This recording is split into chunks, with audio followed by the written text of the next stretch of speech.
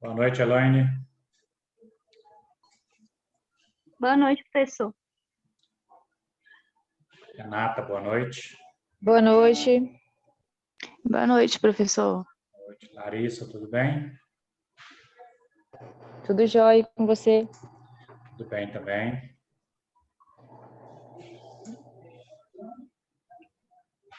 Vou esperar o pessoal acabar chegando aqui.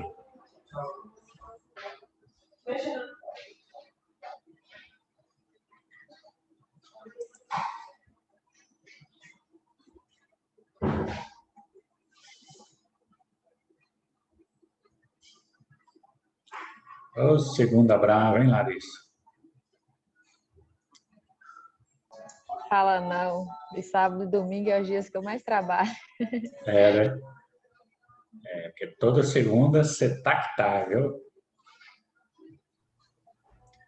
Aposto que como é que chama lá o professor de gestão de pessoas? Aposto que na aula dele você não abre a boca, só na minha. Não, professor.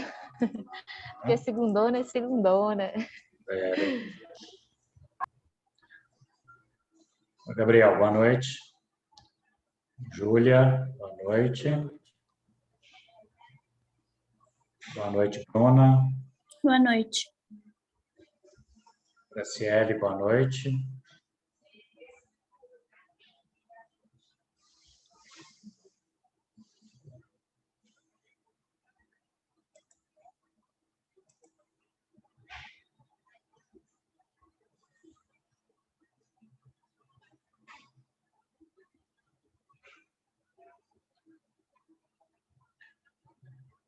Bruna Andrade, boa noite. Boa noite. Oi, Jéssica, boa noite.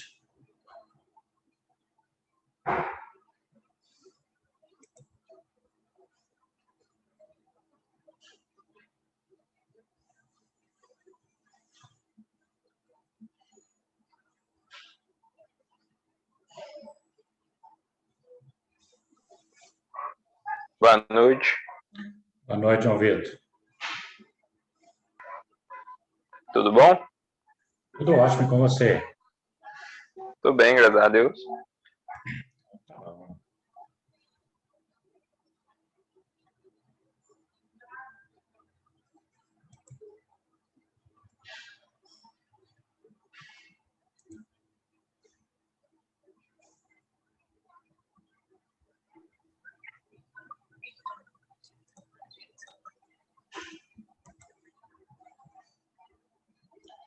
Boa noite, Vitória.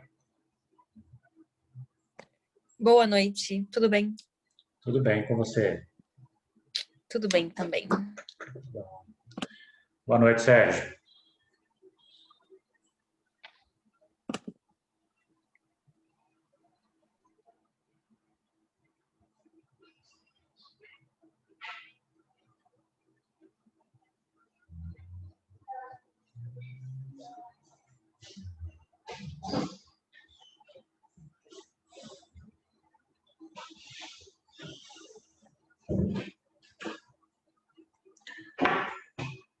Mais um minutinho para o pessoal acabar de entrar, a gente já vai.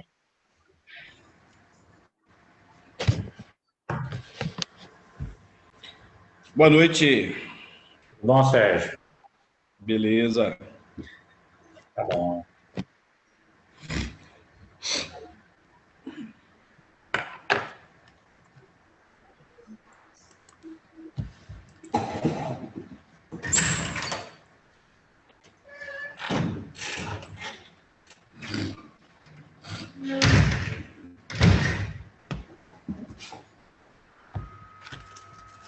Ciele, boa noite. Boa noite, Everton.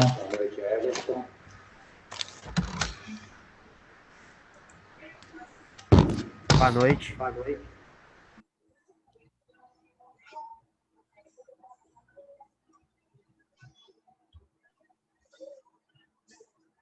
Boa noite, Lívia. Boa noite, Everton. Boa noite.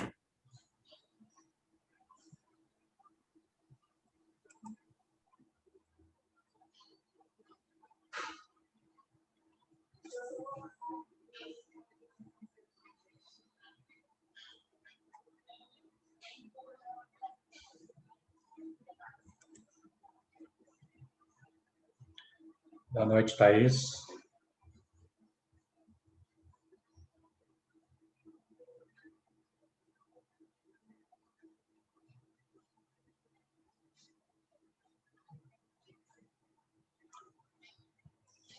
Kawara, boa noite.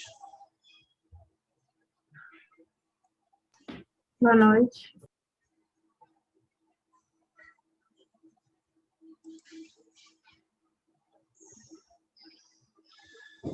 Muito bom, pessoal. Acho que uns colegas entrando aí, mas já dá para a gente começar, né? Antes da gente dar início aqui à aula, eu gostaria de pedir uma gentileza para vocês. Vocês estão me ouvindo bem? Sim. Sim. Ótimo.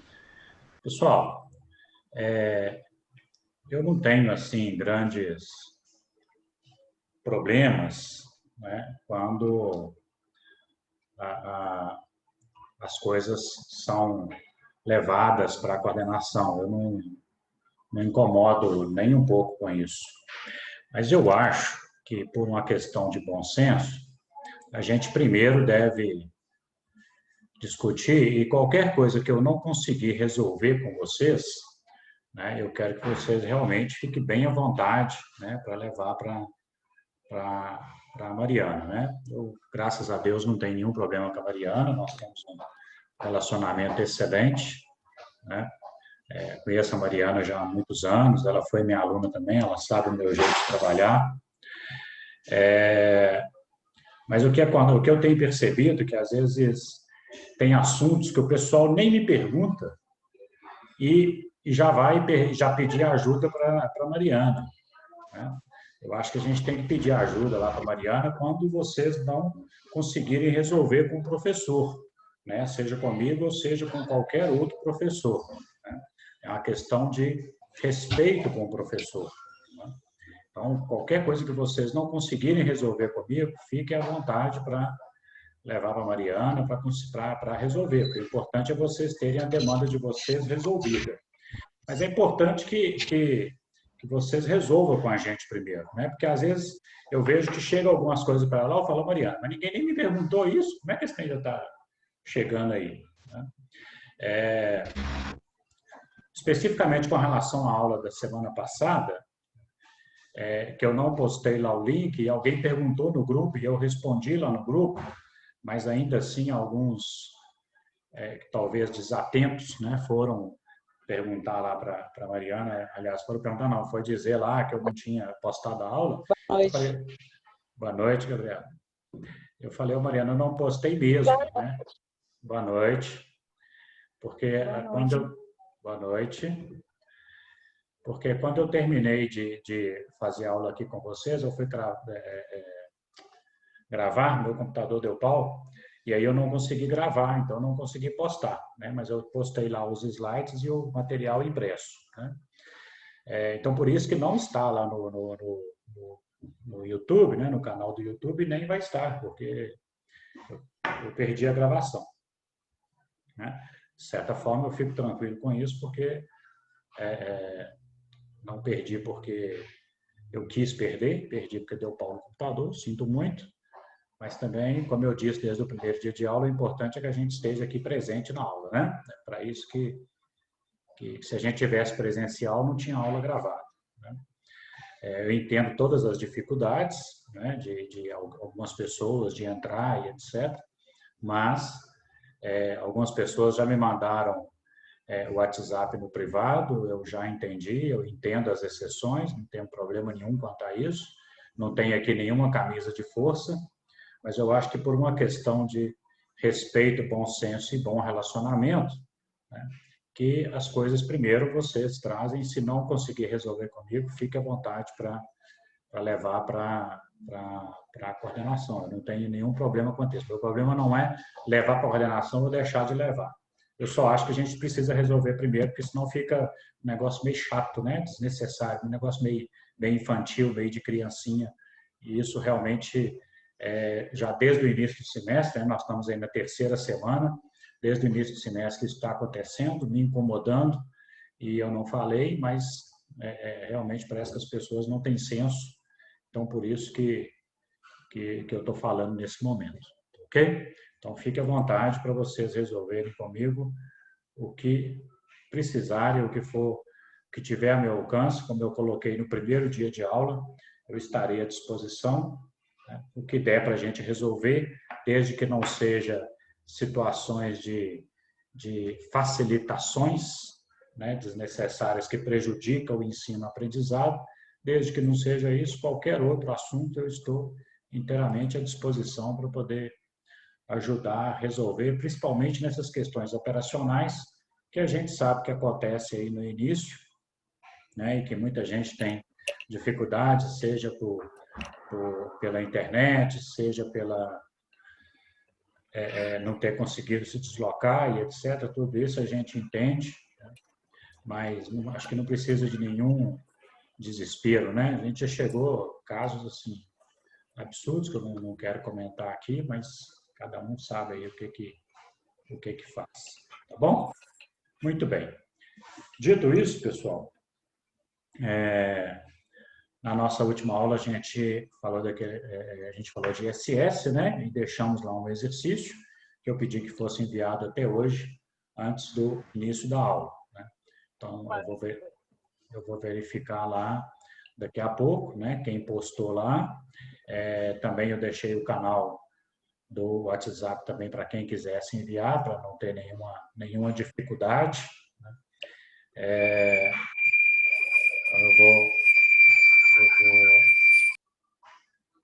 Eu vou postar lá, eu vou pegar e vou planilhar todos, vou olhar todos, né? Como eu disse, no primeiro dia de aula, todos os exercícios nossos vale ponto, né? E só vale ponto o exercício completo, né? Eu até achei estranho, porque não obstante a Mariana ter recebido várias mensagens, inclusive repetida, eu mesmo não recebi nenhuma mensagem com dúvidas. Então, eu fiquei muito feliz, né? Porque a gente deu a matéria só e ninguém teve dúvidas, né? Mas sempre que for fazer o exercício e tiver dúvidas, pode mandar no WhatsApp, pode mandar, que aí eu vou respondendo. Às vezes eu não respondo na hora, porque eu estou em reunião, estou dando outra aula, etc. Mas eu estou à disposição para poder responder e tirar as dúvidas. Pode ser tanto no privado quanto no grupo, eu não tenho preocupação com isso, né? Eu só peço um pouquinho de paciência para eu responder na hora que eu realmente estiver disponível, mas eu sempre respondo. Combinado? Muito bem. Nós vamos corrigir esse exercício agora, né? Tirar alguma dúvida que porventura ainda exista, e logo em seguida nós vamos falar de IPI, que aí a minha intenção também é ver se a gente consegue terminar hoje, para a gente já fazer o exercício para a próxima aula, ou, no máximo, terminar na próxima aula. Combinado? Eu vou compartilhar com vocês a minha tela de correção desse exercício para vocês irem acompanhando aí com o exercício que vocês fizeram e qualquer coisa me interrompe, por gentileza. Tá bom?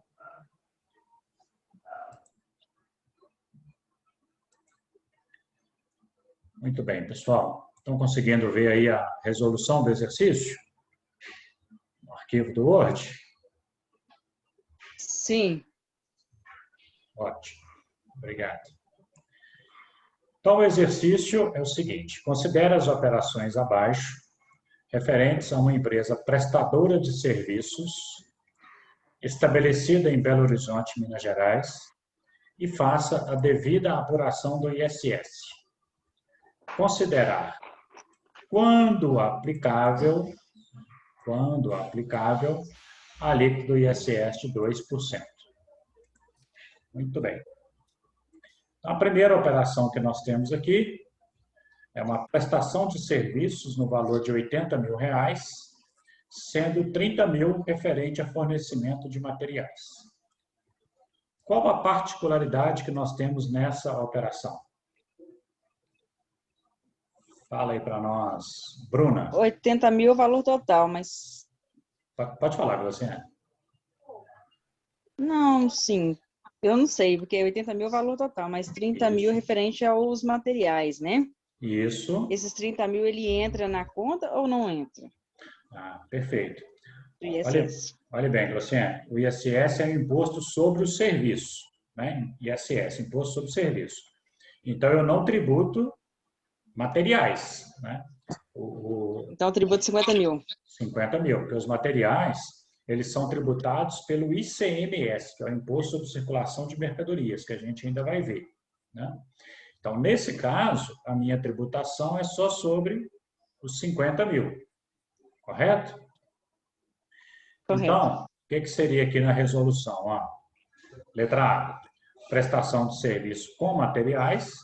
A base de cálculo, então, é R$50 mil. Perfeito? A alíquota do ISS, 2%. O valor do ISS, R$1 mil. Não! Nossa Ei. Senhora! Ok. Ô, professor. Os 2%. Oi, Não, para falar? Pode falar, deixa a menina falar primeiro. quem quer falar? Rosileia? No caso aí foi sobre esses 2% dos 50 mil, né? Do material, não é isso? 2% dos 50 mil, que é a mão de obra, né? Porque 30 mil é material, né, Rosileia? Ah, tá, Aqui, ó. aqui no tributo em cima. Isso, prestação de serviço de 80 mil, sendo 30 mil referente a fornecimento de materiais. Então, Ok. o serviço mesmo foi só de 50 mil, né? Entendi. Então, a base de cálculo do ISS é 50 mil, 2%, R$1.000. da alíquota, R$1.000, ok. Perfeito? Professor, qual que é a diferença quando é 2% da alíquota e quando é mais? Você? Que nem sempre vai ser 2%, oi? Isso. Nesse caso aqui, né, em todos os exercícios nossos, eu vou colocar a alíquota geral, que é a alíquota. Pode ser 2, 3 ou 5. Isso eu vou colocar no exercício qual a alíquota que é para utilizar, né? Mas por que eu coloquei aqui a expressão quando aplicável? Por quê? Lembra que nós falamos na última aula que quando eu contrato, por exemplo, um autônomo e ele não é inscrito na prefeitura, eu tenho que reter o ISS dele com a alíquota máxima. E a alíquota máxima é 5%. Então, nesse caso, eu não vou usar 2%. A gente vai ver isso para frente aí, porque na letra E vai ter essa situação, aí quando chegar lá eu te explico um pouco melhor. Mas, regra geral, eu vou colocar a alíquota, que é para utilizar, e aí as exceções você vai saber quando que você não vai usar. Ok? Beleza, professor. Ok, obrigado. Pessoal, letra A é só isso. Mais alguma dúvida? Não. Ô, professor, porque eu estou fazendo a correção do meu aqui, então quer Certo. dizer que sempre quando é referente a material é cobrado o ICMS sobre, então é por fora, né? Porque são dois tributos, né, Renato? O outro tributo é o ICMS. Então, vou te dar um exemplo prático. Imagine uma empresa que conserta aparelhos celulares. Ela vai substituir uma peça no aparelho. Ela está fazendo duas operações. Aí ela vai emitir duas notas. Ela vai emitir uma nota de prestação de serviço e uma nota pela venda da peça. A nota da prestação de serviço vai ser tributada pelo ISS e a nota da venda da peça vai ser tributada pelo ICMS. Então, a venda da mercadoria, a tributação é o ICMS. Ok? Eu coloquei esse exercício aqui exatamente para a gente poder discutir um pouco sobre isso. Ok? Ok, obrigada. Professor, Oi. Pois não? no caso, a gente teria que decorar, assim, um pouco sobre essa questão aí do que é cobrado e do que não é cobrado, né? Rafael, é boa a sua pergunta para a gente poder discutir o seguinte. Nós estamos abordando, né, e falando sobre legislação tributária. E a legislação tributária é muito cheia de detalhes, né? E aí, às vezes, o aluno pensa assim, poxa, mas para que eu tenho que decorar isso? Ou para que eu tenho que guardar isso? Eu não gosto muito da palavra decorar, mas por que eu tenho que guardar isso? Se na hora que eu vou fazer, eu tenho a legislação para consultar. É perfeita a colocação. Só que nós temos que entender um pouquinho, Rafael, que o que nós estamos vendo aqui da legislação de todos os tributos é assim, é muito raso, é muito básico da legislação. É aquilo que o contador e o administrador precisa saber de bate-pronto, sem ter que ficar consultando. É claro que tem coisas que a gente precisa consultar. A gente não tem que ficar guardando a legislação toda na cabeça. Né? Por exemplo,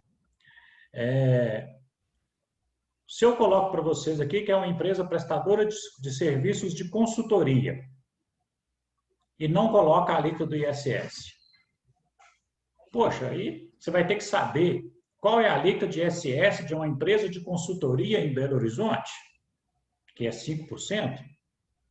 Você não precisa saber disso, porque isso é uma coisa que você pode ir pesquisar. Mas tem coisa que é muito básico, né? Tem coisa que a gente precisa saber. Porque imagine você, né, ou qualquer um de nós, na frente de um cliente para prestar um trabalho de consultoria. Aí o cliente te faz uma pergunta, você fala, não, peraí, deixa eu ver aqui na legislação. Aí você vai lá e consulta. Aí o cliente te faz outra pergunta, não, peraí, deixa eu ver aqui de novo. Não funciona assim, né? O básico da legislação a gente precisa saber. Né? E isso que a gente está vendo aqui é só o básico, né? Não estou pedindo para vocês grandes detalhes e nem vou pedir grandes detalhes além desse mínimo que a gente está vendo aqui que a gente tem que guardar. Viu, Rafaela? Então, aproveitando a sua pergunta, estou falando isso aproveitando a sua pergunta, né? Que algumas coisas básicas aqui, sim, nós vamos guardar, porque é coisa que a gente precisa levar para o resto da vida, porque na hora que eu sentar na frente de um cliente ou na frente do meu empregador para conversar com ele sobre a legislação tributária, ele vai saber que pelo menos um pouco eu sei e que nem tudo eu preciso ir lá na legislação para poder consultar. Tá bom? Então, isso que a gente vai fazer aqui é o mais rotineiro, é o que a gente precisa a todo momento, né, dentro de uma empresa, de um escritório de contabilidade ou na gestão de uma empresa. Sim. Combinado? E, professor, você Oi. falou com a Glaucine aí a questão, né, dos 2%, e vai ter vezes que o cálculo é de 5%. Uhum. Aí eu até tirei dúvidas com alguns colegas também, Certo. E aí, assim, o senhor ainda não corrigiu, mas é só para tirar uma dúvida, porque no caso eu fiquei na dúvida assim, porque no enunciado das atividades, você colocou 2%, então eu pensei que todos esses aqui seriam 2%, só que você falou que vai ter exceção. E aí, no caso, tem aqui, né, que vai ser 5%, não é isso? Isso mesmo. Isso mesmo. E aí, Rafaela, já vou te dar um toque nas questões inerentes à legislação tributária. Você sabe o que mais acontece na prática, na legislação tributária, que as pessoas têm mais dificuldade na prática com relação à legislação tributária, Rafaela? Os detalhes, né? Porque legislação, e aí não é só a tributária, qualquer legislação, a gente tem que prestar muita atenção nas palavras. As palavras na legislação, ela tem um poder de interpretação muito grande, né? Então, a gente, como seja contador, né, atuando em qualquer área de perícia, auditoria, ou como contador mesmo de empresa, seja um administrador que lida com essa questão da legislação, a gente tem que nos ater muito às palavras. E vocês vão ver os meus exercícios, eu coloco muito isso, né? Muita a questão da força da palavra. E aí, Rafaela, essa palavrinha aqui, ó, esse trechinho aqui, ó, ele é importante. Entendi. Quando aplicável. Eu não disse que era para usar 2% em tudo. Eu disse que era para usar quando aplicável. No caso da letra E aqui, que nós vamos chegar lá, que foi o que a Glociane perguntou, na contratação de autônomo não inscrito, não é aplicável. Por quê? Porque a legislação fala que eu tenho que reter a alíquota máxima. E aí não adianta o meu exercício aqui falar que é 2%, porque não é, porque a legislação fala que é a alíquota máxima. Então, não é aplicável nesse caso, entendeu? Entendi. Aí, Tá? então, aí esse aí mesmo foi um que eu fiz com 2%, e aí trocando ideia, aí me falaram, não é 2%. Eu falei assim, mas por que não é 2%? Aí me explicaram, mas eu preferi também tirar a dúvida Não, no tá senhor certo. para conseguir entender melhor. Não, tranquilo, é isso mesmo. Mas ficou claro? Ficou, agora eu consegui entender melhor. Não, beleza, beleza. E, pessoal, esses exercícios que eu passo para vocês, eu não estou preocupado se vocês estão, nesse momento, né, acertando ou errando. É até natural que erre ou que dê outra interpretação. Não preocupe com isso. Por isso que eu faço questão de corrigir todos os exercícios com vocês. O que para mim é importante? Saber que vocês fizeram. Saber que vocês tentaram, saber que vocês correram atrás para tirar as dúvidas, seja comigo ou com qualquer pessoa, não tem que necessariamente ser comigo, né? Se quiser ser comigo, eu estou à disposição, mas é isso que eu quero, que vocês pensem e tentem tirar as dúvidas, ok? E olha, vou dar uma outra dica para vocês, que eu sempre falo em todo início de semestre, mas o pessoal não me dá muita bola. Esses exercícios nossos, eles exigem uma certa interpretação, né? Então, eu falei com vocês que era para entregar o exercício hoje. Pode ter gente aí que passou, esqueceu, deu outras prioridades, ou tinha outras prioridades, tal. Em cima da hora vai lá e pega com o colega, fala, não, deixa eu copiar aqui, ou vai fazendo junto com o colega, mas quem está pensando é o colega, a pessoa só está ali do lado copiando, né? E vai me entregar o exercício. Para mim, não tem problema nenhum. Cumpriu o combinado comigo. Quero entregar o exercício pronto. Mas para quem está fazendo isso, tem uma diferença enorme. Porque uma coisa é quando você pega um exercício para raciocinar em cima dele. Se você não tiver esse hábito de fazer isso, e é para isso que a gente tem exercício, e é para isso que eu estou destinando pontos ao exercício, na hora da prova você vai ter dificuldade de fazer. Então, assim, é importante que vocês discutem entre os colegas, eu acho isso super saudável, deve discutir mesmo, deve tirar as dúvidas com colegas de mercado, tal, não tem problema nenhum, acho que tem que fazer isso mesmo, isso é importante, mas, primeiro, tente raciocinar o exercício, tente pensar um pouco no exercício para vocês criarem esse hábito de raciocinar no nosso estilo de exercício. Combinado? Muito bem. Podemos ir adiante? Sim. Professor, eu tenho Oi. uma dúvida, Pois não? que é referente à letra D e à letra G. Tá. Porque uma é a prestação de serviço e a outra é a contratação da empresa que Tá. eu fiz, depois eu fiquei pensando se eu fiz certo, porque eu Beleza. lembrei da sua última aula e eu fiz a primeira, mas na AG eu fiquei com dúvida. Não, tranquilo. Nós fizemos a letra A, agora nós vamos fazer letra por letra, tá, Rafaela? Daqui a Ok. pouquinho a gente chega lá e eu te explico um pouco melhor. Tá bom? Tá bom, obrigada. Nada. Então, vamos lá. Letra B. Contratação de empreiteira, pessoa jurídica, para a reforma da sede no valor de R$ 5.000. Então, eu contratei uma empreiteira para reformar a minha sede. Contratação de empreiteira, base de cálculo 5.000, ISS 2%. Olha aqui, pessoal. Nessa primeira aqui, a minha empresa, prestou serviço. Logo, eu tenho que pagar o ISS sobre essa prestação do serviço. Mas aqui, eu estou fazendo uma contratação. Por que que eu estou calculando ISS em uma contratação? Quem poderia me dizer? Porque quem contrata que paga? Isso, quem falou? Glauciane. Glauciane. Hoje você está arrebentando, hein, Glauciane? Hoje você está demais, hein? Obrigada. Glauciane, em alguns casos... Oi, professor. Em alguns casos, que eu disse para vocês na aula passada, que está lá no artigo 3º da Lei Complementar 116, em alguns casos, quem contrata é que tem que reter o ISS e pagar para a prefeitura.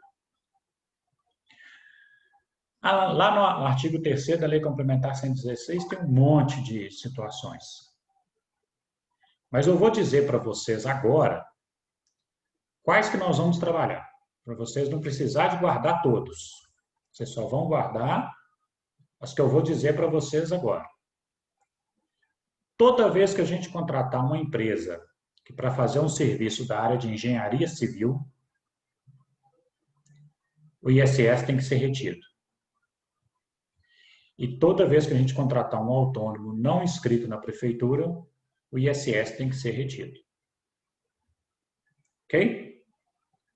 Então, essas duas situações, anotem isso aí. Contratação de serviços da área de construção civil, ISS retido. Contratação de autônomo não inscrito na prefeitura, também reter ISS. Então, lá na lei tem vários, mas a gente não precisa guardar todos. Vamos guardar só esses dois, que é o que mais acontece no mercado. Oi. No caso, esse que ele não é inscrito no INSS, não é inscrito ISS, a prefeitura. Sim, aí no caso, ele que faz o repasse. Eu confundi. Quando ele é inscrito, ele faz o repasse. Quando ele não é inscrito, a pessoa... como que funciona aí no caso? O contratante... Quando ele é inscrito, ele mesmo paga a prefeitura. Entendi. Quando ele não é inscrito, quem contrata ele tem que reter dele e pagar para a prefeitura. Entendi. Tá? Isso no caso do autônomo, né? Agora, no caso de obras de engenharia, o que são obras de engenharia? Serviço de empreitada, demolição, construção, terraplenagem, pintura, acabamento, tudo que for obra de engenharia, quem está contratando tem que reter o ISS. Ok?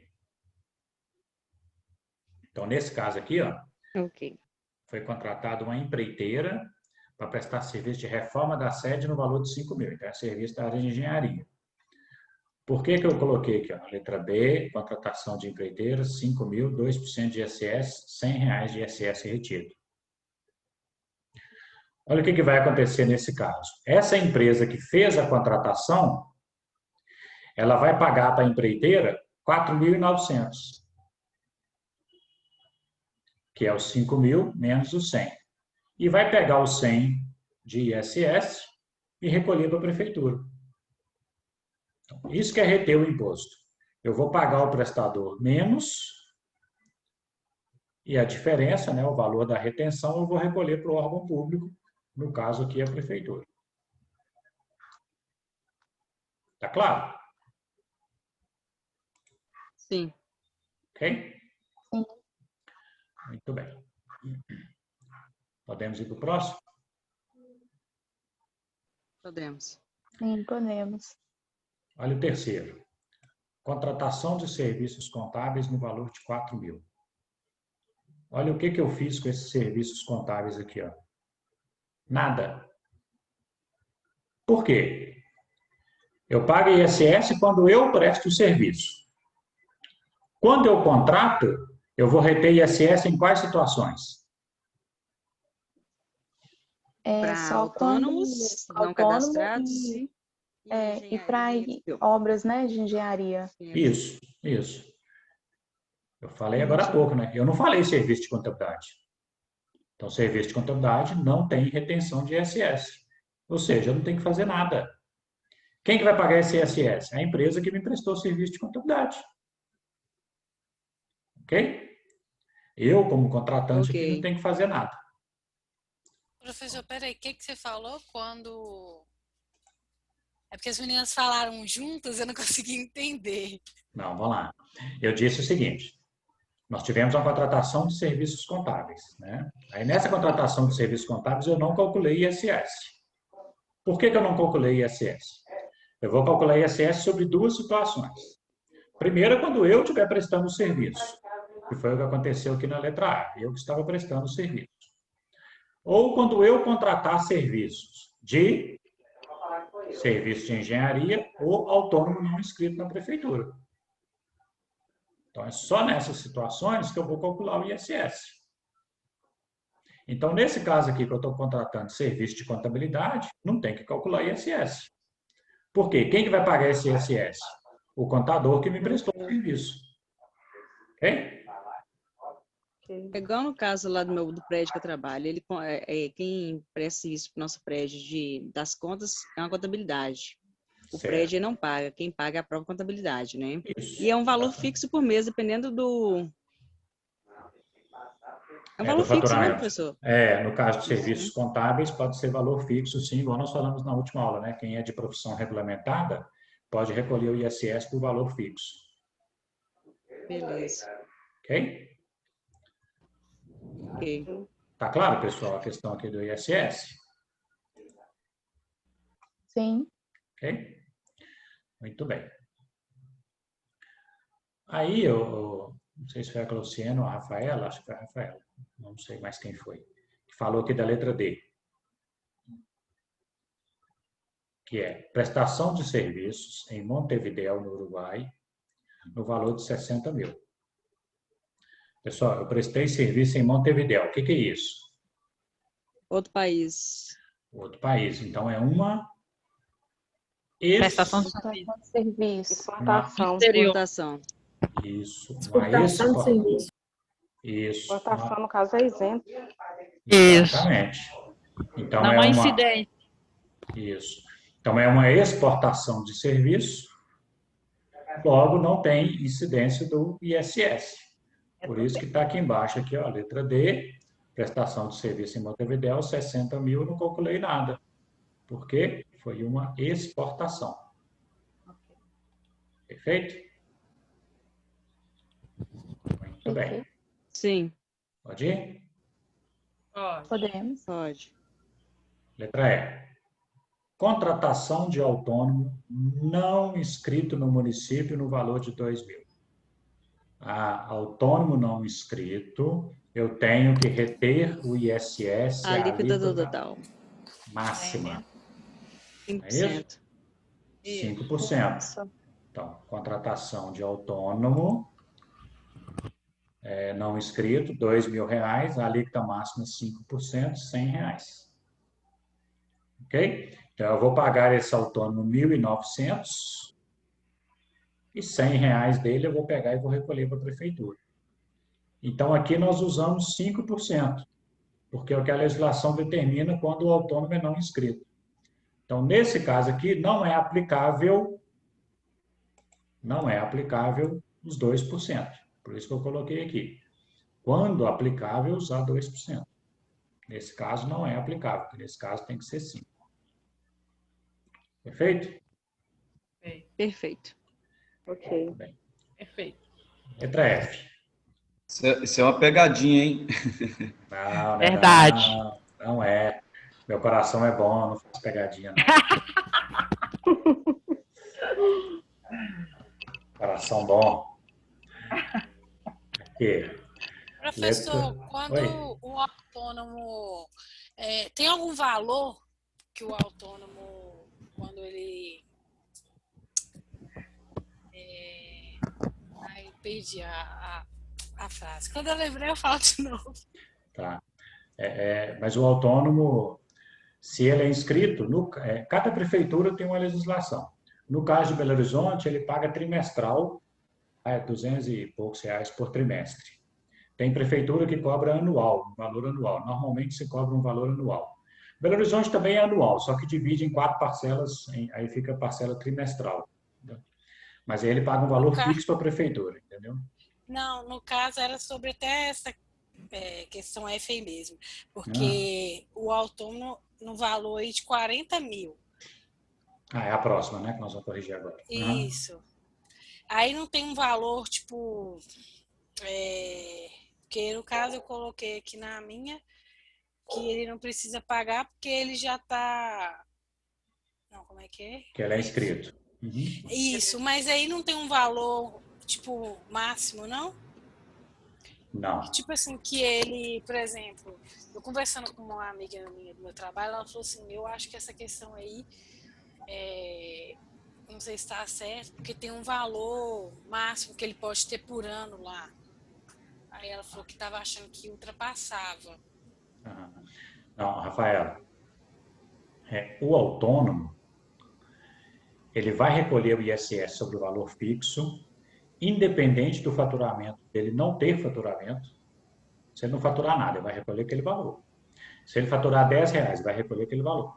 Se ele faturar 1 milhão, 2 milhões, 3 milhões, o valor é o mesmo. E autônomo não tem limite. O que a sua colega deve ter confundido é o MEI, que é o microempreendedor individual. É diferente. Mas lá para frente, nós vamos falar sobre o MEI, tá? Mas está longe ainda. O MEI, microempreendedor individual, que parece um autônomo, mas não é. Não é. Ele pode faturar até R$81 mil por ano. Mas aí é MEI. Autônomo não tem esse limite, tá bom? Entendi. Beleza. Então vamos nessa aqui, ó. Contratação de serviço autônomo no valor de 40 mil, sendo que o prestador tem inscrição municipal e está em dia com suas obrigações. Então, aqui na letra F, eu coloquei contratação de autônomo inscrito, 40 mil, não calculei nada. Por quê? Porque é ele mesmo que vai pagar o seu ISS, já que ele é inscrito na prefeitura. Ah, tá. Então a nota, ela sai sem essa retenção, né? Porque ele já paga um valor fixo. Isso mesmo, Fabiane. Ok. Ok? Já sai sem nada, tá? Ô, professor, esses casos aqueles igual, porque eu às vezes eu tenho que emitir nota também lá no trabalho. Aí às vezes eu vejo que o pessoal, só esse aí não precisa não, que esse aí já tem retido na fonte. É esses casos também, né? Quando se fala assim, né? Retido na fonte. Sim, sim.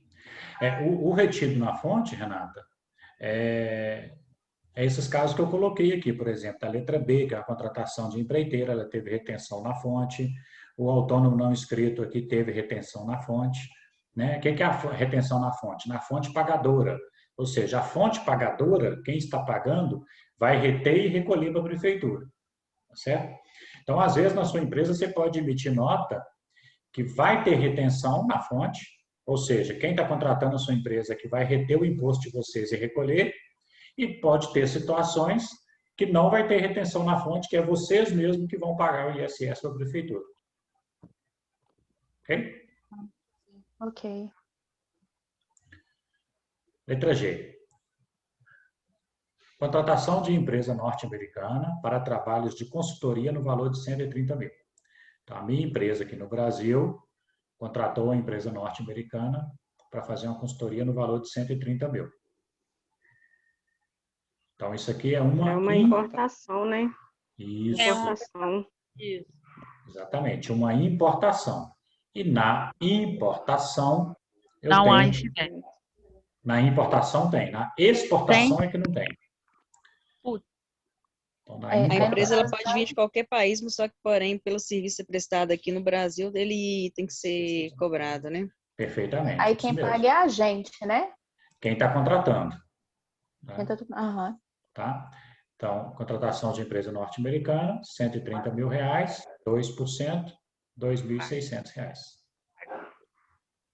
Ok? Ok.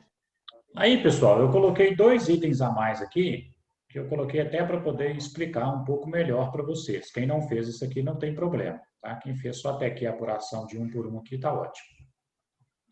Aí eu coloquei assim, ó, qual o total de despesa com ISS dessa empresa? A despesa que ela teve com o ISS é o ISS sobre a receita dela. A única receita que ela tem aqui na letra A, que ela prestou serviço. O resto tudo aqui, ó, as outras letras todas, ela fez contratação. Ó. Contratação, contratação. Ah, tem uma prestação de serviço aqui também, mas não tem incidência. Contratação, contratação, contratação. Então, ela só tem ISS de receita dela na letra A. Então, a despesa dela com ISS é R$1.000. Porque todos os outros ISS, da letra B, da letra E e da letra G, não é despesa dela. Ela só vai pagar. Ela só vai pagar. Mas a despesa é de quem? De quem prestou o serviço. Então, por exemplo, no caso aqui da empreiteira, o valor foi 5 mil. Ela vai pagar para a empreiteira 4.900. Então, de quem que foi a despesa? Dela. Da empreiteira, né?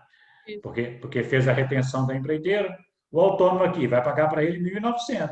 Então, a despesa dele foi 100. No caso da empresa de contratação de serviço, vai pagar para ele aqui 127.400. Reteve dele 2.600. Ok? Então, o total de ISS retido, 2.800. Mas a despesa da empresa mesmo é o ISS que ela tem sobre a receita. E é isso que eu gostaria que vocês guardassem. Tá? A despesa com o ISS da empresa é o ISS que ela paga sobre a sua receita. O que ela retém não é despesa dela. Ela está sendo simplesmente uma intermediária. Ela retém do prestador e repassa para o Estado, para a prefeitura, no caso. Então, não é despesa dela, ela só é intermediária. Ok?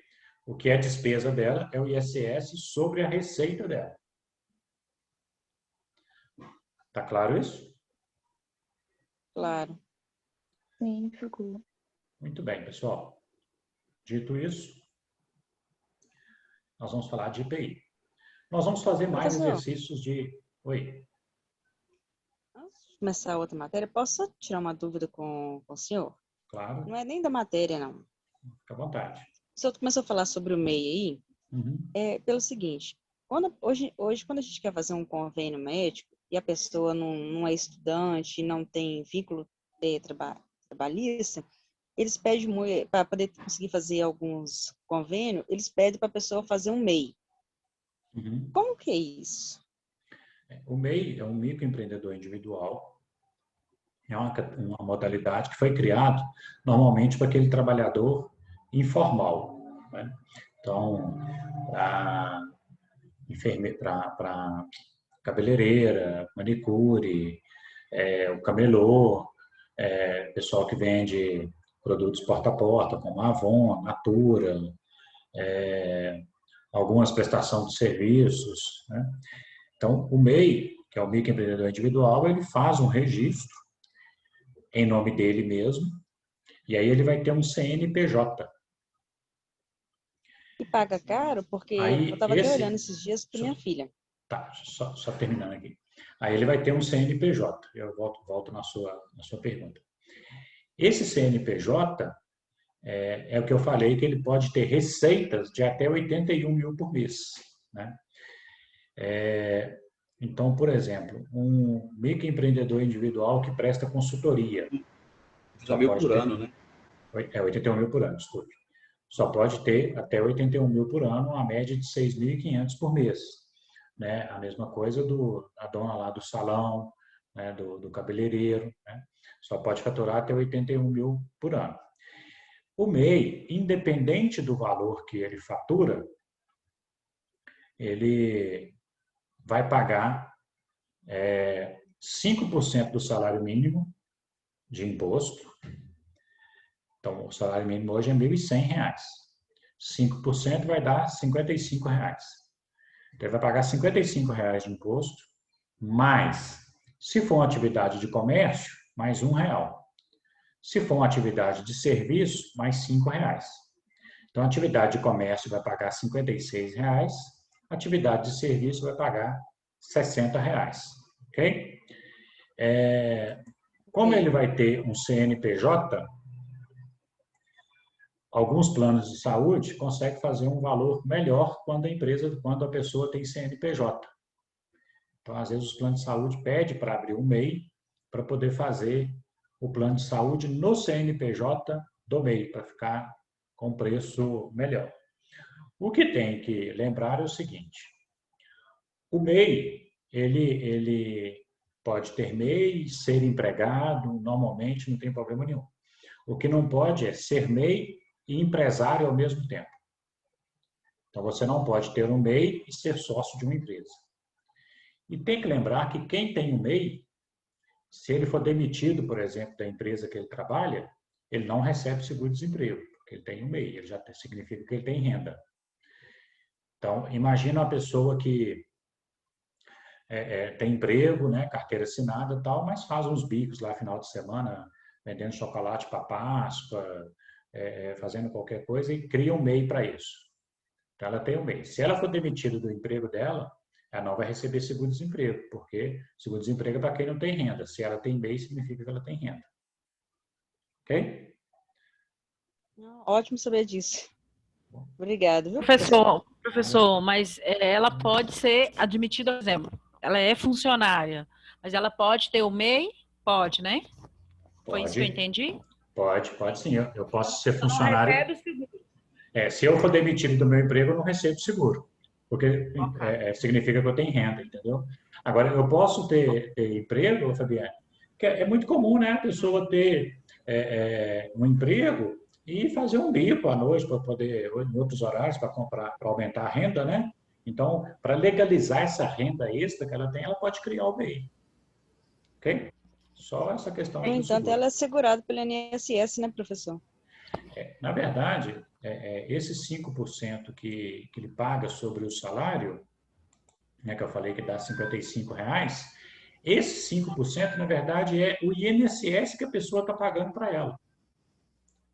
Então, ela está recolhendo o INSS dela sobre um salário mínimo, que dá direito a ela de aposentar por tempo de contribuição, por invalidez ou receber auxílio do INSS sobre um salário mínimo. Então, por exemplo, imagina uma manicure que é no MEI e ela está pagando lá o MEI certinho. Aí ela engravida, vai tirar a licença maternidade. Ela vai receber a licença maternidade porque ela tem o MEI. Vai receber um salário mínimo. Esse INSS, ele não dá direito à aposentadoria por tempo de contribuição. Mas para aposentar por idade, por invalidez, qualquer coisa assim, ele dá o direito à pessoa de aposentar. E é barato, porque é R$ 55 por mês só. Ô Kleber, existe um mínimo a ser pago para aposentar por idade, confere? Confere, você tem que ter pelo menos 15 anos de contribuição durante a sua vida. Aí esse pagamento do MEI, ele inclui nesse tempo aí, então, né? Ele conta esse tempo de 15 anos. Ele só não conta para aposentar por tempo de contribuição, né? Sim. Mas para aposentar por idade, ele conta. Eu acho que mudou de contribuição. Peraí que eu não entendi. Quem que é? É a Franciele. Eu acho que mudou o tempo de contribuição. Eu acho que passou para 20 anos com essas novas leis que está tendo ainda mudança. Sim, Franciele. Está tendo um período de transição que vai aumentar de 15, vai aumentar aos poucos, até 2024, me parece, vai chegar a 20 anos. Então, isso vai aumentar, sim. Mas isso ainda está em discussão, Franciele, porque o que acontece? Antes, o homem aposentava com 65 anos e a mulher com 60, e tendo 15 anos de contribuição durante a sua vida. Então, a discussão é não aumentar o tempo de contribuição, deixar ele de contribuição e aumentar a idade, o que o governo já fez, né? Hoje o homem é com 67 anos e a mulher com 62. Mas tem sim um projeto de transição para chegar em 20 anos. Hoje ainda é 15 aí. Ok? Entendi. Ok. Professor, rapidinho voltando do MEI, o MEI, por exemplo, uma pessoa que tem MEI, ela pode ter um funcionário, certo? Perfeito.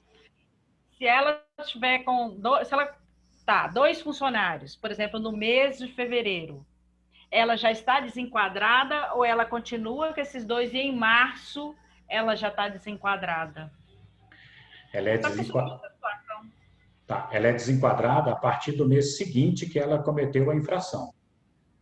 Então, se em fevereiro ela contratou mais um, ela tinha um, em fevereiro ela contratou mais um, a partir de março ela passa a ser microempresa. Ela deixa de ser MEI. Ok. Tá?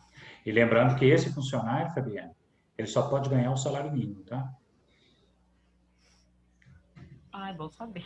Eu estou com uma situação assim no trabalho. Ele não pode ganhar mais do que o salário mínimo, não. O funcionário só pode ganhar o salário mínimo. Tá? Okay. Às vezes a classe, né, pelo sindicato, o salário mínimo da classe é maior do que o salário mínimo do governo federal, né? Do governo federal é 1.100, às vezes o da classe é um pouco maior. Ok, aí pode ser o da classe, mas não mais do que isso. Ok, obrigada, professor. Tá? Nada. Ô, Kleber, deixa eu voltando ao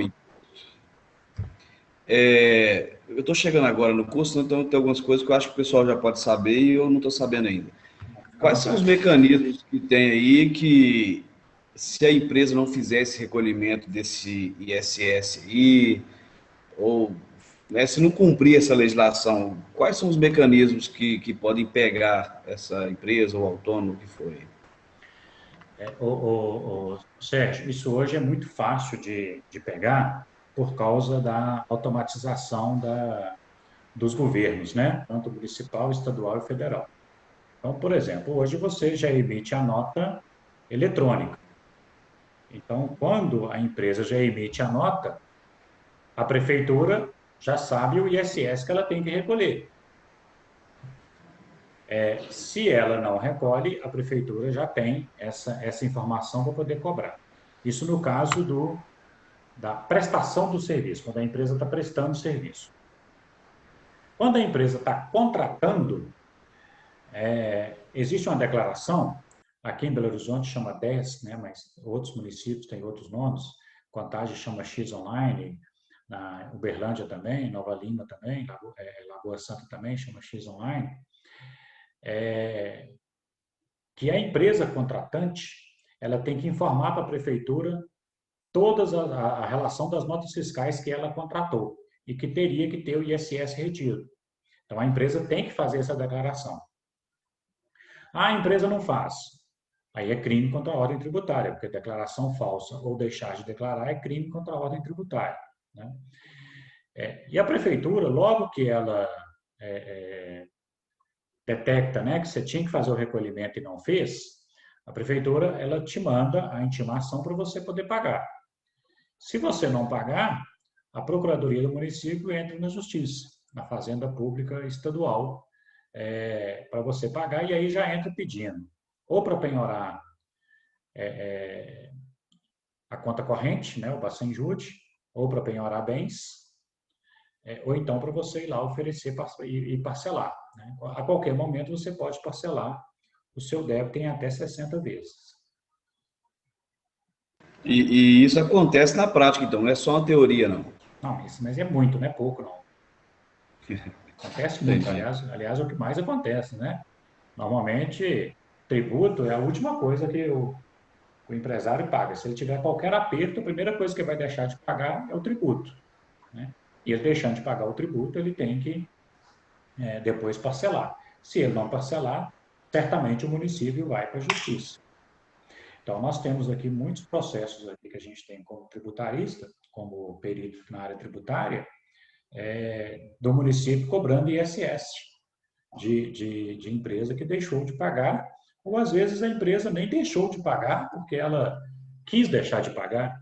Às vezes ela deixou de pagar por má interpretação errada da legislação. Então, por exemplo, nós temos processo aqui de município contra banco. O banco certamente não deixou de pagar porque não tinha dinheiro, né? Mas por uma interpretação errônea da legislação. Né? Agora, nós temos também contra empresa pequena que não pagou porque não tinha dinheiro para pagar. E agora vai ter que pagar, ou então vai ter bens penhorados. Né? Como a gente trabalha aqui também com intervenção, né? Tanto com intervenção quanto penhora de faturamento, às vezes, quando o município não consegue receber, ele pede o juiz para nomear alguém para penhorar faturamento. E normalmente nós somos nomeados para isso. Então a gente vai na empresa todo mês, olha o faturamento da empresa e pega o valor e deposita na justiça, o valor que o juiz determinar que vai ser penhorado. 5%, 10%, até 30% pode ser. E aí penhora o faturamento. Mas sem receber é difícil o município ficar, né? Muito difícil. Agora, o município, ele tem até 5 anos para fazer essa cobrança. Então, se durante 5 anos ele não fez, prescreveu, aí não pode fazer mais. Mas, assim, hoje, com a automatização dos órgãos, né, exceto algumas prefeituras pequenas do interior, o município não deixa mais passar 5 anos para prescrever, ele vai cobrar antes. Ok? Respondi? Ok, obrigado. Professor, obrigado pela explicação, tá? Por nada, assim. Pessoal, então nós vamos passar agora para IPI. Não é só esse exercício aqui que nós vamos fazer. Vou mandar umas minas aí para poder animar o grupo. Tá bom, mas agora não, mais tarde. Não é só esse exercício aqui que nós vamos fazer de SS, ok? Nós vamos fazer vários outros, só que nós vamos fazer o seguinte, nós vamos ver IPI. Quando a gente vê IPI, nós vamos fazer exercício de IPI e de SS. Depois nós vamos ver ICMS, nós vamos fazer exercício de ICMS, IPI e SS. Então a gente sempre vai repetindo os exercícios, que aí vai tendo fixação. Combinado? Tudo bem. Combinado. Ô, professor, posso fazer uma pergunta a respeito do MEI? Só uma? Pode fazer várias, fica à vontade. Não, é só uma. Ô, professor, quando você tem um MEI, aí você cancela, porque você não está utilizando por algum motivo. Depois você pode reativar o mesmo, porque você paga uma taxa, R$ 249 para você cancelar. Depois você pode reativar o mesmo, ou você pode criar um outro MEI. Deixa eu só te fazer Não, vou te responder primeiro, depois eu vou te fazer uma pergunta. Não, quando você dá baixa naquele MEI, aquele CNPJ não vai ser mais usado. Então, quando você fizer novamente, vai ser um novo número de CNPJ, um novo MEI. Então, não é mais aquele. Mas você não perde, por exemplo, o INSS que você pagou durante aquele MEI anterior. Né? Isso é bom. Você continua com o crédito, só não é o mesmo MEI, não é o mesmo CNPJ. Tá? Ótimo, professor, obrigada. Nada. Agora, Patrícia que perguntou, não foi? Sim. Patrícia, essa informação que você deu aí, que pagou R$ 249 para baixar, alguém te cobrou isso indevido, viu? Você não tem que pagar, não. Não, eu estou olhando no site do MEI. Quando você está falando aí, eu entrei lá para poder pesquisar. Provavelmente você está entrando no portal do empreendedor. Ah, sim. Pessoal, tem um portal do empreendedor que o cara copiou exatamente o site do governo federal. Mas esse site não é oficial, isso é uma empresa particular que cobra para fazer o registro do MEI e a baixa. Isso é picaretagem. Esse povo é bandido. Você tem que ir lá no site do governo federal. Entra lá no gov.br e fazer o registro lá no governo. MEI não paga para fazer abertura e nem baixa. E se você procurar um contador para fazer para você, o contador é obrigado a fazer de graça. Porque a lei que colocou o contador no Simples, que o contador pode optar pelo Simples, ela fala o seguinte: o contador pode ser optante pelo Simples, desde que ele faça o registro do MEI, até que não fala de baixa não, mas o registro sim, desde que ele faça o registro do MEI de forma gratuita. Agora, da baixa, tanto o registro quanto a baixa é muito simples. Então, você pode ir direto no governo. Agora, cuidado para não ir para esses sites que o pessoal te desvia para eles. Tá? Esse site mesmo do empreendedor.br, não sei o quê, portal do empreendedor, um trem assim, isso é picaretagem. Isso é empresa particular. Eles são tão cara de pau que eles mandam um boleto para casa da gente. Exatamente. Exatamente. Isso não existe. A gente teve um caso de um cliente nosso que fez aí pelo portal do empreendedor e apareceu lá R$192 para ele pagar. Aí ele falou, será que o governo está dando desconto para pagar à vista? Foi lá e pagou os R$192. Amigo, sinto muito, você perdeu o seu dinheiro. Não existe isso. Ok? Então, entra direto no site do governo, tá bom? Tá bom. Obrigado, professor. De nada. Muito bem. Eu vou compartilhar agora o slide com vocês do IPI, tá? Vocês estão vendo o IPI aí? Não, né? Tá vendo a tela anterior ainda, não é isso? A tela anterior ainda. Sim. Isso. Tá, então, beleza. Vou parar essa apresentação aqui e colocar a outra.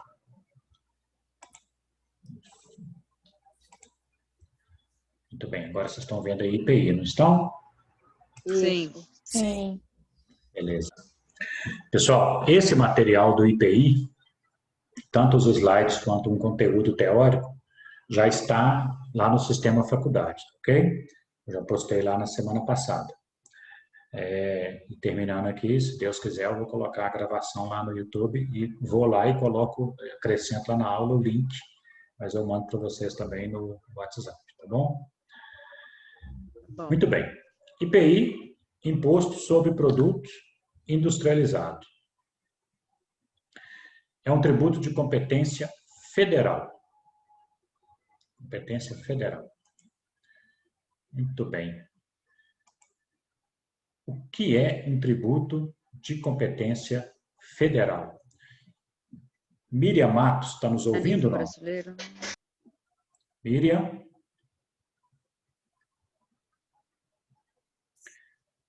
A Miriam não está conosco, né?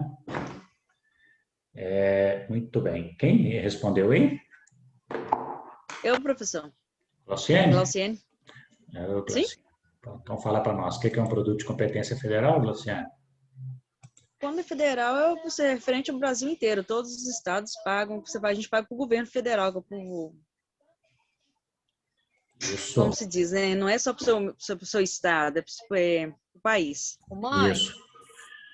Então, é um tributo de competência da União. Quem arrecada, quem legisla e quem fiscaliza é a União, por meio da Receita Federal. Lembra que eu falei com vocês o seguinte. Deixa eu só ver uma mensagem aqui.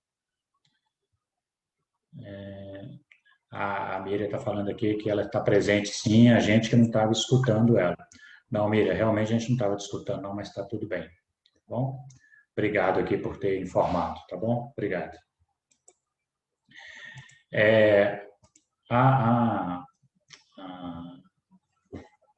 Então, como eu falei com vocês, é o seguinte, o ISS, ele é da prefeitura. E a prefeitura fica com esse dinheiro só para ela, para o caixa dela. O ICMS é do Estado. Aí o Estado já tem a obrigação de dividir com a Prefeitura. Então, a parte que fica no Estado é uma parte da Prefeitura. O IPI é do governo federal. Então, o governo federal fica com 45% e 65% ele divide com o Estado e com os municípios. Ok?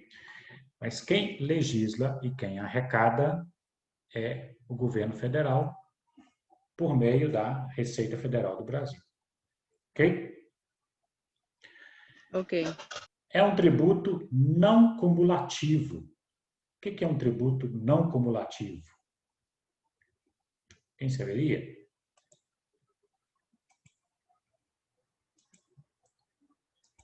Não acumula aquele valor? O não cumulativo é um tributo seguinte, que quando eu compro, eu tenho um crédito.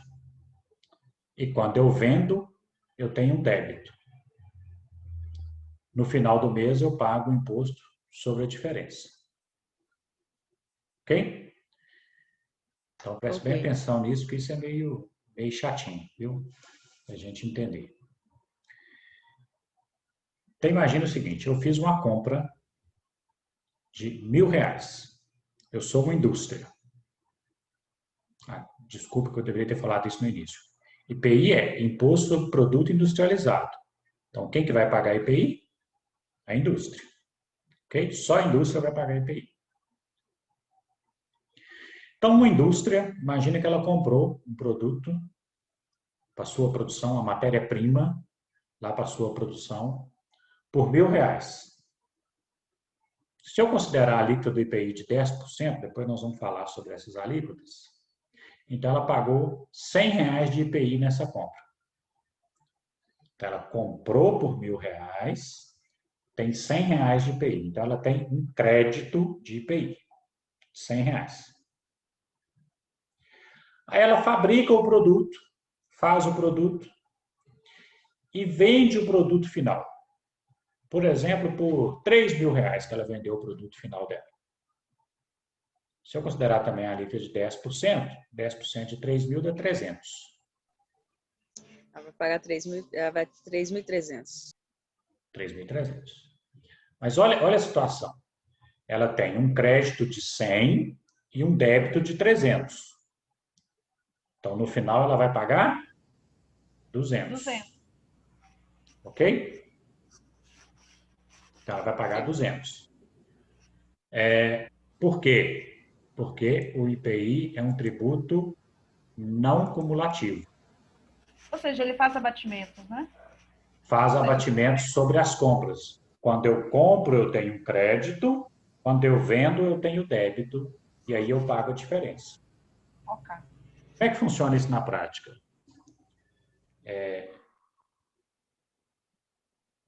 Eu pego a apuração, ela é do dia 1º até o dia 30 ou 31 do mês, ou seja, a apuração é mensal.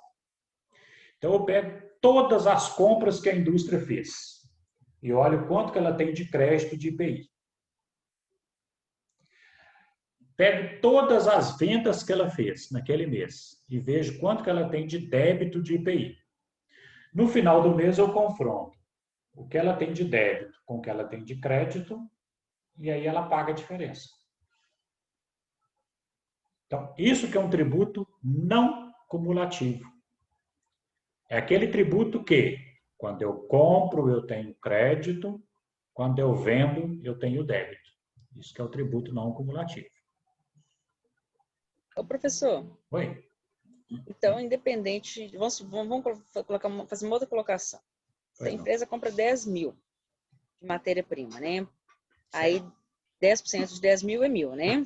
Perfeito. Mesmo se ela vender aquele valor, o que ela fabricou, vamos supor, por 100.000, aí daria o quê? 10.000 de IPI, ela vai pagar só 9.000. Perfeito. Porque aqueles primeiros 1.000 ali, é isso mesmo? Isso mesmo. Ela tem 1.000 de crédito e 10.000 de débito. Então ela vai pagar 9. Aí os 10.000 tira 1.000, paga 9. Ah, obrigado. Sempre é isso. Isso que é um tributo não cumulativo. Então, o tributo não cumulativo é aquele tributo que eu posso aproveitar o crédito da compra. Isso que é o não cumulativo. Beleza. Né? E confronto isso com o débito da saída. Professor, esse Oi. rapidinho, Pois não. só essa competência federal aí que eu me perdi um pouco na hora que o senhor me explicou. Tá. Competência federal, Rafael, significa que quem arrecada, quem legisla e quem fiscaliza é a União. Como que a União faz isso? Por meio da Receita Federal. Então, é a Receita Federal que vai arrecadar, legislar e fiscalizar. Quer dizer, legislar não, legislar quem legisla é o Congresso. E fiscalizar. Então, competência federal significa que esse dinheiro vai para o caixa da União. Certo? Entendi. Ok? Tributo de competência municipal vai para o caixa do município. Tributo de competência estadual vai para o caixa do Estado. Entendi. Okay? Ô, professor, você pode só repetir as porcentagens? O senhor falou que a competência federal é 45%, né? Isso. O governo federal fica com 45% e ele divide 65% com os estados e os municípios. Ah, tá. Ok? Beleza, é isso que é porque eu estou anotando. Obrigada. Não, tá joia. Pessoal, tá claro o que é um tributo não cumulativo? Se não tiver, pode falar que eu tento explicar de um outro jeito para ficar claro. Ô, professor, eu fiquei um pouco perdida que... nesse negócio de acumulativo. Por exemplo, eu vendo 10 mil, aí eu tenho 10% de débito, eu não entendi direito como que é. Entendi. Deixa eu tentar explicar de novo, Giovana. Vamos considerar, por enquanto, uma alíquota do IPI de 10%, porque depois nós vamos falar das outras questões de alíquota, tá? Mas vamos considerar, por enquanto, 10%, tá bom? Imagina uma indústria. Você concorda comigo que uma indústria, para ela fazer um produto, ela tem que comprar matéria-prima, materiais de embalagem, ela compra vários materiais indiretos, vários produtos que vai compor o produto acabado dela? Sim. Tudo isso que ela compra para fabricar o seu produto tem tributação do IPI. Então, ela vai lá e compra matéria-prima, compra material de embalagem, compra outros materiais, tal, tudo vem com IPI. Então, vamos imaginar que no mês ela comprou 50 mil de produtos. Certo. De materiais lá que ela vai utilizar na produção. Se o IPI é 10%... Te interrompendo um minutinho, só para não perder o raciocínio, ela compra a matéria-prima e ela que paga esse IPI? Sim. Ah, Sim. ok. Porque, eu vou explicar isso melhor daqui a pouco, Sérgio. Eu volto nessa pergunta sua, tá? Então, ela compra lá a matéria-prima de 50 mil de matéria-prima. Dentro desses, lá no valor de 50 mil, o IPI é 10%. Então, 5 mil de IPI. Por que é ela que paga, Sérgio? Porque ela vai pagar para o fornecedor 55 mil. Ela vai pagar 50 pela mercadoria que ela está comprando, mais 5. Então, o gasto é dela. Perfeito? 55 mil. Então, ela tem 5 mil de crédito, viu, Giovana? Porque como ela comprou, ela tem crédito. Então, na compra, eu tenho um crédito. Ela tem 5 mil de crédito de IPI. Ela tem 5 mil porque ela pagou esses 5 mil já na hora que ela produziu? Seria isso? Não. Ela comprou do fornecedor dela matéria-prima por 50 mil. Aí o fornecedor dela, que vendeu para ela 50 mil de matéria-prima, cobrou dela 55 mil. Por quê? Porque esse fornecedor dela recebeu os 55 mil dela, ficou com 50 que é dele, e pegou 5 mil e passou para a Receita Federal, a título de IPI. Então, na verdade, quem pagou o IPI? Foi a empresa que está comprando, porque a empresa que está vendendo, o fornecedor, ele foi só o intermediário para receber e passar para a Receita. Você concorda? Sim. Então, nesses 50 mil que ela comprou, que ela pagou 5 mil de IPI, ela tem um crédito de 5 mil. Por que ela tem crédito? Porque ela pagou IPI na compra. E eu tenho que pagar IPI na venda. Mas se eu paguei na compra, então eu tenho um crédito. Eu paguei antecipado, eu paguei na compra. Ela pega esses 50 mil, fabrica o seu produto, né, e vende o seu produto acabado por 200 mil. Aí ela tem que pagar IPI sobre esses 200 mil. Quando ela vende esse produto acabado por 200 mil, Giovana, se o IPI é 10%, vai dar 20 mil. Você concorda comigo? Sim. Então, ela vai cobrar do cliente dela 220. Que é os 200 que ela está vendendo a mercadoria, mais os 20 de IPI que tem que pagar. Ah, entendi. Aí ela recebe esses 20 mil do cliente dela, que é IPI. Ela teria que passar esse IPI, esses 20 mil, para a Receita Federal. Só que ela tem um crédito de 5 que ela pagou quando ela comprou. Então, ela pega agora os 20 que ela tem que pagar, menos os 5 que ela tem de crédito, e ela passa 15 mil para a Receita Federal. Ah, vai abater, né? Entendi. Vai abater, perfeitamente. No final, a Receita Federal recebeu 20 mil. Ah, entendi. Porque a Receita recebeu 5 lá da compra lá atrás e agora está recebendo mais 15. Então, a Receita está recebendo os 20. Mas a empresa, ela sempre faz abatimento entre o que ela compra e o que ela vende. Professor, mas e se a empresa não repassar esse IPI? Aí, Rafaela, é sonegação tributária, inclusive apropriação indébita. Apropriação indébita é o mesmo que roubo, é crime sujeito à detenção. Entendi. Já tem, inclusive, decisão do STF falando que isso é crime sujeito à detenção. Por quê? Ela recebeu o valor que não é dela, é simplesmente uma intermediária, e não passou para a Receita Federal. Isso é apropriação indébita. Entendi. Ok? A mesma coisa que eu falei. A Receita, quando a Receita pegar, a Receita vai cobrar. A Receita vai dar a chance da empresa parcelar. Se a empresa não parcelar, vai para a Justiça e vai bloquear bens. Entendi. Ok? Ô, Giovana, Kleber. ficou mais claro agora? Ficou sim, obrigada. Beleza. Oi, Rosilene. Ô, Kleber, no caso, quando a empresa, né, às vezes ela está com um acúmulo de dívidas e aí resolve lá a concordata, ela fica isenta desses tributos ou a justiça, né, às vezes pega alguma coisa dela até conseguir debitar essa dívida dela? Tá. Rosilene, você foi longe agora, viu? Porque... Não, porque, tipo assim, né? Se a pessoa se não paga, né, a tributação, a justiça dá um jeito de pegar algum bem dela, porque você sabe que, tipo assim, igual eu, particularmente, eu trabalhei numa empresa que, tipo assim, era politicagem deles de ficar com a empresa durante uns 5 anos, 10 anos, depois sai lesando todo mundo, espera um tempo e abre com outra razão social e ficou por isso mesmo, entendeu? O primeiro dia de aula eu falei com vocês que a gente trabalha com investigação de fraude, né? E um dos trabalhos que a gente faz é exatamente pegar essas fraudes, né? Eu falei que você foi longe, Rosilene, que você falou em concordata.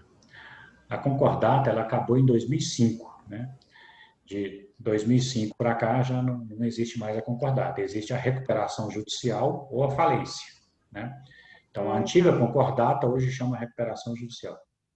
Ah, sim. Então, quando a empresa entra em recuperação judicial, os tributos não estão inclusos, ou seja, os tributos ela tem que pagar de qualquer forma, né?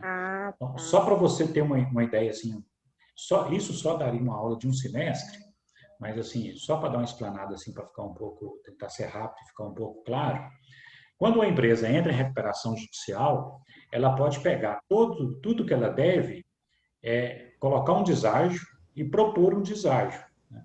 Então, nós temos processos aqui de recuperação judicial, que nós somos os peritos, que a empresa propõe 90% de deságio. Ou seja, nós temos empresa aqui que está devendo, sei lá, 400 milhões, e ela propõe 90% de deságio, ou seja, ela está falando que ela vai pagar só 10% da dívida. E mesmo assim, dividido em 12 anos, com 2 anos de carência, vai começar a pagar. Um calote legalizado. Mas isso só vale para os credores particulares, não vale para tributo federal. Ou seja, para tributo federal, a empresa tem que pagar. Não tem outra história. Certo? Tem que pagar. Ok? Não, beleza.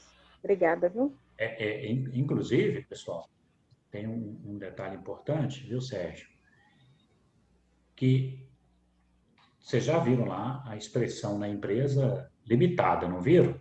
Não é comum isso, a empresa ABCZ limitada, não é isso?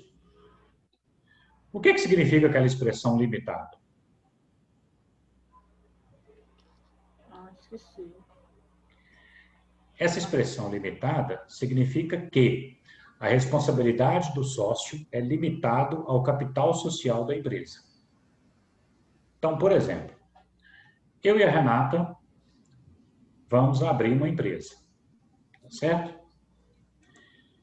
E aí nós vamos colocar lá o capital na empresa. Nós vamos abrir uma empresa e vamos abrir com um capital de R$10.000. Eu vou colocar 5.000 e a Renata 5.000. Vamos lá e integralizamos o capital, colocamos o dinheiro na empresa. Acabou, nossa responsabilidade é limitada a isso. Se essa empresa ficar devendo no mercado, a gente não tem que responder com nossos bens pessoais.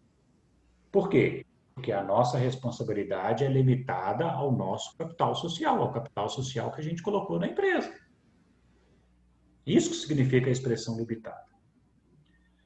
Agora, essa expressão limitada, ela é quebrada, que a gente chama de desconsideração da personalidade jurídica, ela é quebrada quando há má gestão. Então, por exemplo, a empresa está devendo fornecedores, mas o sócio está fazendo retirada. A empresa está devendo tributo, mas o sócio está cheio de dinheiro. Isso é má gestão, gestão fraudulenta. Aí quebra-se a barreira do limitada e a responsabilidade dos sócios passa a ser ilimitada. O que significa isso? Significa que a empresa, que a Receita Federal ou os credores pode ir lá e pegar bens dos sócios. Esse é um trabalho que a gente faz. O que a gente faz? A gente prova que houve fraude,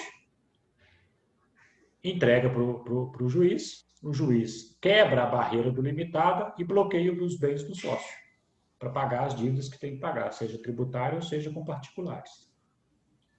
Então, hoje, Rosileia, é muito difícil uma empresa, pode existir, pode passar, mas é mais difícil. Um empresário que sai abrindo empresa, deixando para lá, antes isso acontecia demais. Eu vou te falar para você, ó, até 1995, 96, 97, isso acontecia muito. De 97 para cá ficou bem difícil fazer isso. Até mesmo por causa do sistema também, né? Hoje em dia, tudo que você insere na Receita tem a interligação, né, com os federal, municipal. Então, hoje é muito mais vigiado, muito mais tranquilo da gente pegar esse tipo de coisa, entendeu? E o fisco está muito mais de olho hoje. Então, é muito difícil acontecer isso hoje. Mas pode acontecer. Mas o tributo ele não entra na questão da recuperação judicial, né, da antiga concordata. Bom? Ah, Joia, obrigada, viu? Nada. Muito bem, pessoal. Professor, oi. Esses particulares que você falou seria, por exemplo, os funcionários da empresa? Isso, funcionários, dívida com banco, dívida com fornecedores. Né? Ah, entendi. Eu não sei se vocês sabem, mas, por exemplo, uma empresa, quando ela vai à falência, né, primeiro ela tem que pagar quem trabalha para a falência. Então, por exemplo, a gente que é perito, nós estamos trabalhando para a massa falida, nós somos os primeiros a receber. Depois da gente, os empregados com até 150 salários mínimos. No 150? Limite de 150 salários mínimos. Depois vem os credores com, desculpe, depois empregado com 150 salários mínimos, depois os tributos. Depois dos tributos que vem os outros credores. E, normalmente, quando a empresa falha, ela já deixou de pagar tributo há muito tempo. Então, a dívida tributária dela é enorme. Então, normalmente, igual. na hora que vai pagar os tributos, acaba o dinheiro. Os outros credores normalmente não recebem mais nada. Teve um amigo que ele trabalhava, eu acho que era uma empresa terceirizada da Fiat, em Betim, e aí ela declarou falência. E aí eu lembro que ele ficou, acho que uns 2 anos, que ele entrou na justiça, todo mundo entrou contra essa empresa, mas assim, acho que foram 24 meses para eles poderem pagarem para eles o que devia, sabe? Nem o INSS eles pagavam. É quem não? Não, desculpe. É a Rafaela. Rafaela, eu vou te falar que eu sei que ele recebeu rápido, viu? Nós temos falência aqui de 2015, que até hoje não tem nem expectativa de quando vai começar a pagar ainda. Nossa. Mas e se não pagar, professor? Nós temos falência aqui que tem 17 anos. Mas aí se não pagar? Porque é o seguinte, quando a empresa vai à falência, pega os bens da empresa e manda para leilão. O dinheiro que arrecadar, paga os credores. Paga até o dinheiro do leilão der. Quando a gente faz a perícia e consegue provar que houve fraude, aí a gente traz também os bens dos sócios para ir para leilão. Aí leilou esses bens e paga os credores. Agora pode ser que o dinheiro não dê. Se não deu, sinto muito, não deu. Né? Outro dia nós fomos fazer uma falência de uma copiadora ali na Afonso Pena. Né? A gente chegou lá, terça-feira, 9 horas da manhã, copiadora lotada de clientes, os funcionários tudo dependendo e tal. Aí eu cheguei, procurei o gerente, falei com o meu amigo, nós vamos ter que baixar as portas. Por quê? Foi decretada a falência da empresa. O pessoal começou a chorar, começou a gritar, aí eu pedi a menina do caixa para sair do caixa, para a gente poder contar o dinheiro que tinha no caixa. Aí começamos a baixar as portas, pedir os clientes para sair, o pessoal ficou desesperado, porque o funcionário mais novo lá tinha 7 anos de casa. Tinha funcionário lá com 30 anos. O contador deles tinha 42 anos de casa. Não. Ó, isso foi em 2018. Até agora nem começou a pensar em pagar ninguém. Todo mundo. Ainda mais agora com essa pandemia. E também a empresa. Desculpa também, né? Praticamente não tem bens também para poder pagar ninguém, não. Quer dizer, o cara ficou lá 40 anos, tomou na frente, outro atrás, vai embora, fica com Deus, Deus te abençoe e um abraço. E não tem nenhum órgão que às vezes pode, assim, assegurar isso para eles, não? Não, é a justiça, né? Vai para a justiça. A decretação da falência vai pela justiça. Não, aí vai receber seguro-desemprego, vai receber o fundo de garantia se foi depositado, que às vezes também a empresa não depositou, né, porque não tinha dinheiro, mas só isso, normal. Agora, quem tinha de fundo de garantia, a decisão, esses trem não vai receber, não tem dinheiro. Oi.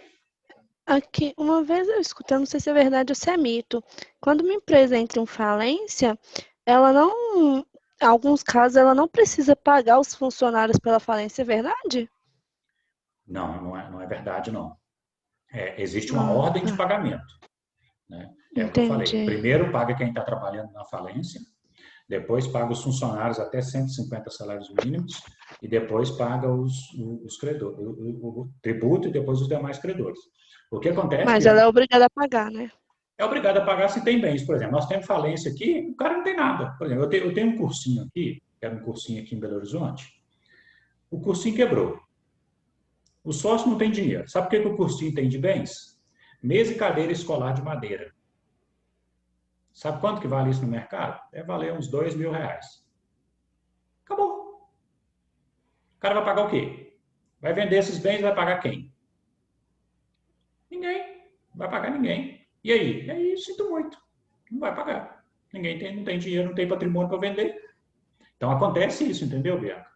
Às vezes, da massa falida, a gente chama da massa falida ser frustrada, né? Às vezes, a falência é frustrada. Quer dizer, não tem dinheiro, os sócios não têm dinheiro, quebrou mesmo, e aí não vai receber, acabou. Agora, também esse sócio não pode ir lá e abrir outra empresa, ele fica impedido de abrir outra empresa, em nome dele. Entendeu? Mas às vezes acontece isso. Agora, não é que não tem obrigação de pagar, tem obrigação de pagar sim. às vezes não tem dinheiro, não tem bens para poder pagar, entendeu? Kleber, na verdade é até isso que você acabou de falar que eu ia te perguntar. Porque eu lembro que eu vi no semestre passado no Direito Aplicado que o que acontece quando ocorre essa questão dessa falência, realmente o proprietário ele é impedido de criar qualquer outro tipo de empresa ou microempresa, acho que até MEI. Ele não consegue. Não consegue. Mas aí no seu caso, que vocês fazem essa investigação e conseguem provar que houve uma fraude. É possível reverter para o CPF da pessoa, por exemplo, para aquisição de bens? Sim. Deixa eu só contar uma história rapidinha aqui para vocês, que é sobre isso, Renata. Não, sim. Tem um plano de saúde em Contagem, em Belo Horizonte. Esse plano de saúde quebrou. O cara estava devendo 20 milhões para o hospital, para a clínica, para médico, para funcionários dele, devendo 20 milhões. Ou seja, não tinha como pagar. O cara tinha um ativo, ele tinha patrimônio de 2. Ou seja, então ele tinha um rombo de 18. Ele tinha bens que valia 2 milhões, mas ele tinha uma dívida de 20. E aí nós fomos investigar esse caso. O cara está falido, mas ele tinha 5 Ferraris.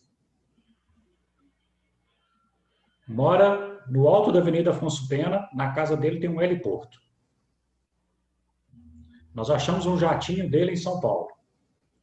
Achamos um monte de empresa em nome da amante dele que nem a mulher sabia.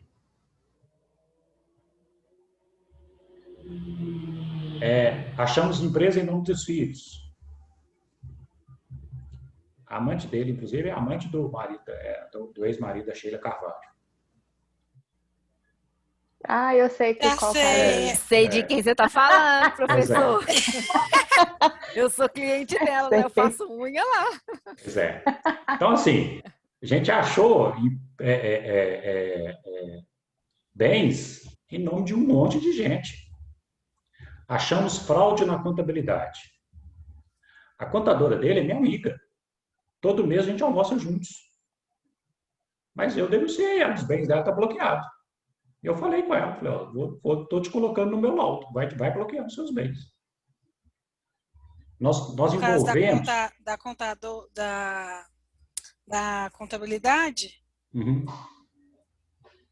A contabilidade também tem uns bens bloqueados, porque ela também fraudou. Então, Renato, envolvemos mais 39 pessoas. Vai ter bens suficientes para vender dessas pessoas e pagar todo mundo. A empresa não tinha nada, mas a empresa foi saqueada. E aí nós conseguimos provar. E aí o Ministério Público concordou e a juíza mandou bloquear. Professor, mas assim, igual a mãe dessa mulher, ela é dona de um plano de saúde. Isso aí. Por aí. Mas é o mesmo? Não é o mesmo, não. Ah, tá, entendi. Professor, e como que a filha está conseguindo abrir uma rede com o CPF dela? Se é tudo em família? Teve uma... É bom, eu vou falar porque isso é público, né? No processo. Mas teve uma liminar, ela conseguiu uma liminar aí, o trem tá andando. Ah, tá. Porque ela tem, acho que uns 7 no nome dela. Tem. Então, e ela ainda vende franquia. Então, por isso que eu tô perguntando, porque como é que ela conseguiu? Se tá tudo na justiça aí. Eu sei disso. Nós estamos vigiando isso, inclusive, monitorando. Nós estamos sabendo. Esse plano de saúde aí, isso tem tudo, nós estamos monitorando. Pessoal, é isso. Mas acabou que a gente foi desse assunto por causa da concordata lá da Rosileia. Na próxima aula aí a gente termina aí a questão do IPI e aí a gente vai fazer exercício. Tá vendo que por causa dessa aula, professor, por causa dessa aula eu descobri que eu estou perdendo meu salão. Perdendo meu salão, professor. Por quê, gente? É porque eu faço unha lá. Não, vai perder não, pode ficar tranquilo. Pode ficar tranquilo. Tá bom? Tá bom, pessoal. Obrigado. Boa noite. Boa noite. Obrigada. Semana que vem, com fé em Deus. Boa noite.